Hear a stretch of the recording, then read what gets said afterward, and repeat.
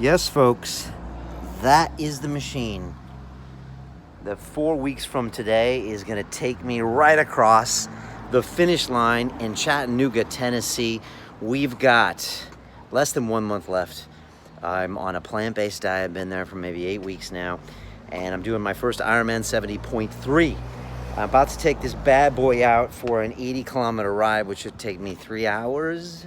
I don't know. I'm going to be going in an urban environment. I have no idea where I'm going. I'm just going to go north. I feel like I've built up enough confidence now on this thing. But when I first got on this, just being in normal traffic felt like a panic. Your feet are locked in. It's got funny handlebars. I mean, these things honestly take some getting used to. Even leaning out on the front of those, it just makes you feel crazy. And there's no brakes on the front. So when you're leaned down in the crouch position, you can't stop. And when there's some kid in the zoo that decides to run across the street and get his ball, well, somebody just got smoked. It's probably both of you. So I'm gonna take this thing out. I just pumped the tires up to about 100 PSI, which of course is another technology advancement for me.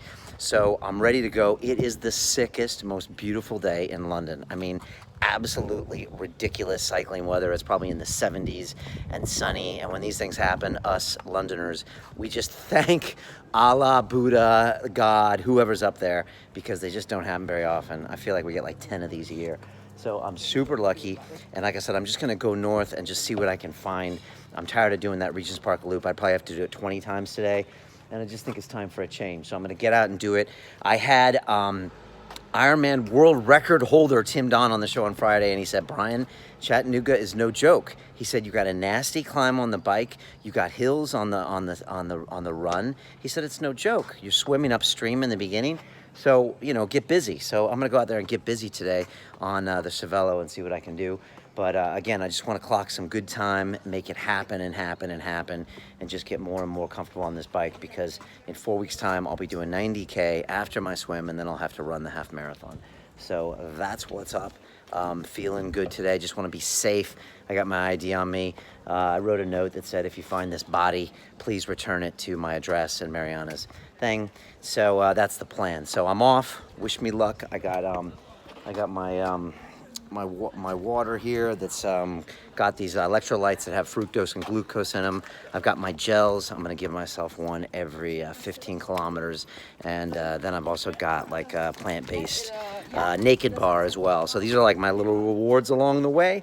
And that's the plan, folks. All right, less talking, more walking, or riding in this case. Also, Mariana got me these special booty pad here for my my seat. So my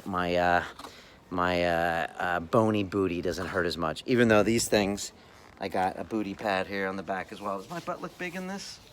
And so I have double booty protection.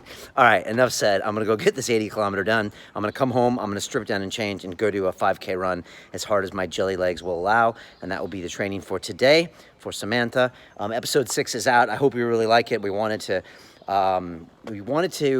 teach you more about John Joseph's story, because it's powerful and I feel like people miss it sometimes. I've listened to his entire book, The Diary of a Cro-Magnon, which is absolutely incredible. He recites it himself in Audible book.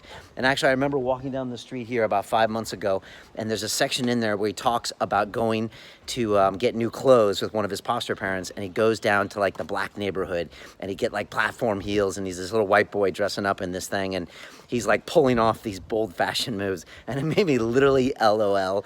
And I remember I messaged John and I was like, dude, you're killing me with this book. But it's not all humor. It's also a lot of really hard times. And you hear people say, I had hard times and I grew up on the streets. John Joseph literally grew up on the streets. He squatted in buildings I used to walk past in New York City. He had lived in foster care. He used to visit his mother and have to go back to the foster parents, and they'd be like, why, Mom? Abuse in the foster care home, living on the streets, drugs, being shot, being stabbed, crack addiction. I mean, he's come back from all that. He's turning 56 this year and will be running his 10th full Ironman. I am doing an Ironman 70.3, which is half the distance. John will be doing a full Ironman. So, as I said in my email that I sent out to everybody, what's your excuse? Are you too old? I don't think so. Did you have a bad childhood? Bad parents? I don't think that compares. So get out there, get on the bike, go for a run, go for a swim, change your diet.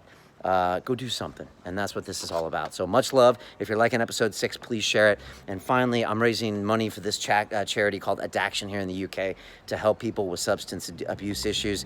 You know, John and I have been there. We had different drugs of choice. He liked crack, I like heroin. But, you know, we've all been there. And there's a lot of people that just like alcohol as well, and it's just as dangerous, that drug. I know too. And so I'm trying to raise, we're trying to raise £10,000 for this charity. If you can help, please do. It's londonreal.tv/charity. I've never raised money before, and it feels awesome. So that's it, folks. That's a lot of yapping. My subconscious is trying to keep me off this bike. Nice try, buddy.